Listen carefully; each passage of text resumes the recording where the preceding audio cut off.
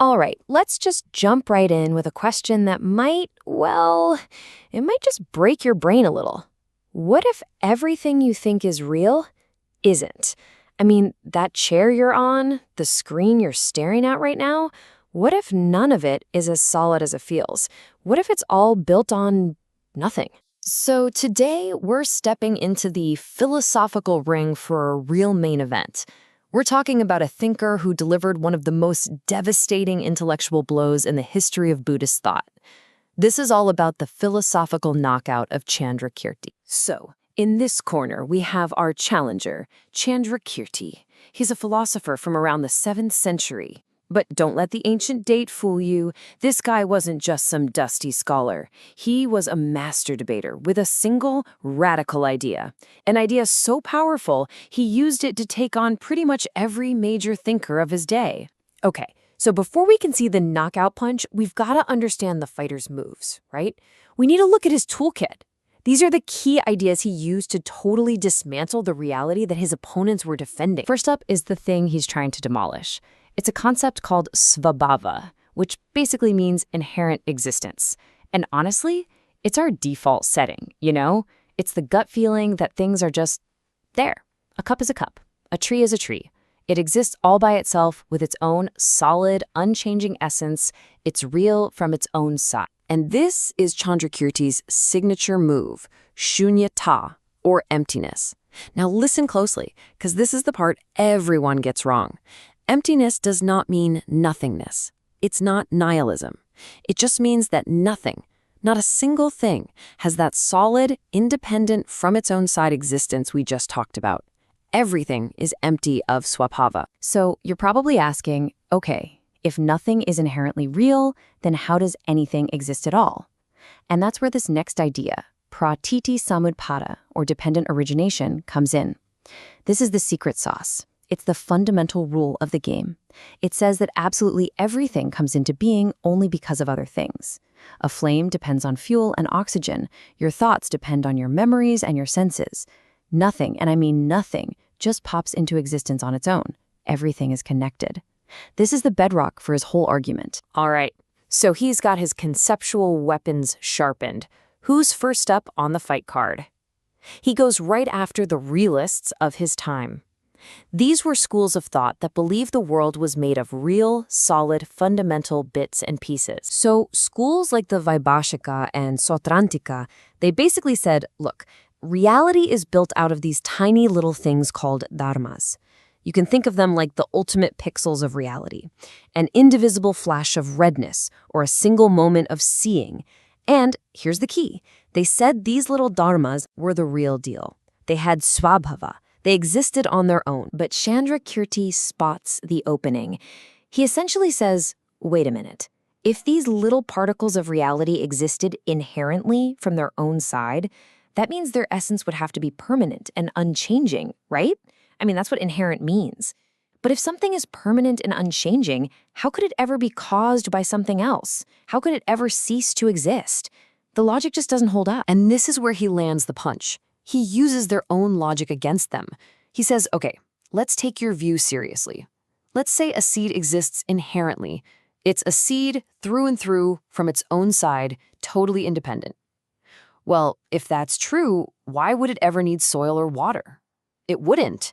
An inherently real seed couldn't change into a sprout. It would just be a seed forever. Your idea makes causality, the most basic thing we observe, completely meaningless.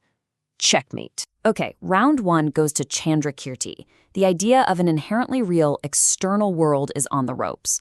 But what about the internal world? What about consciousness itself? This brings us to the next big challenger, the Yogacara school, the consciousness-only guys. Now, these thinkers were a lot more subtle. They actually agreed with Chandrakirti that the external world is kind of like a dream, a projection of our minds. They'd say, yeah, the chair isn't inherently real out there. But they argued the one thing that is fundamentally real is consciousness itself. Mind is the ultimate reality. And you can probably guess what Chandrakirti does next. It's brilliant. He uses the exact same move. He says, okay, you think consciousness is inherently real? Fine. If it's inherently real, it must be permanent and unchanging. But is it? No way. Your consciousness is changing constantly. It's affected by what you see, what you hear, what you remember. It's dependent on conditions. So by that same logic, consciousness itself must also be empty of that inherent existence. And then comes the final devastating blow. The Yogacara folks said consciousness knows itself directly. It's self-aware. And Chandrakirti just leans in and asks the killer question. Okay, so consciousness is like a knife that cuts, but can a knife cut itself? If consciousness knows, what is it that knows the knower? And you see the problem, right? You'd need another knower to know the first knower, and another one for that one. It's an infinite regress. It's a logical dead end. The entire idea just falls apart. So we've watched him take down two totally different philosophies with what looks like the same attack. How is that possible?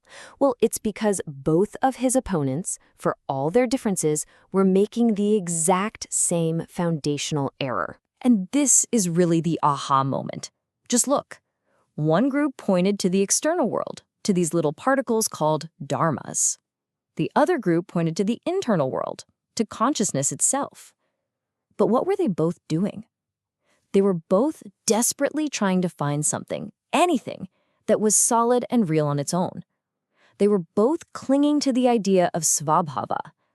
And for Chandrakirti, that was the fatal mistake. The moment you claim anything has inherent existence, you've contradicted the most fundamental truth of reality, that everything is dependently arisen. Now, you might be thinking, okay, that's a neat philosophical trick, but who cares? This can all feel super abstract. But for Chandrakirti, this was absolutely not just a game. This wasn't about being the smartest guy in the room. The stakes here are as high as they get. We're talking about the path to liberation from suffering. Because in his view, this isn't just one interesting idea among many. This is it. There is one and only one core insight that leads to freedom. And here's the path he lays out. Step 1. You realize there is no permanent, solid, independent you. No fixed self. A lot of philosophies get this far. But Chandrakirti says that's not enough. You have to take step 2. You have to realize that everything else, every object you see, every thought you think, even consciousness itself, is also empty of that inherent existence. It's not just that the self is empty, it's that everything is empty. And that total, complete understanding, that is what leads to true liberation. So let's bring this all home. I want you to just look around your own world for a second. What in your life seems totally solid and unchanging? Maybe it's a belief you hold, your own identity, a goal you're chasing. Now, after everything we just gone through, what would it actually mean if that thing wasn't so solid after all? What if it too was just a product of causes and conditions, completely dependent on everything else, and therefore completely and erratically free?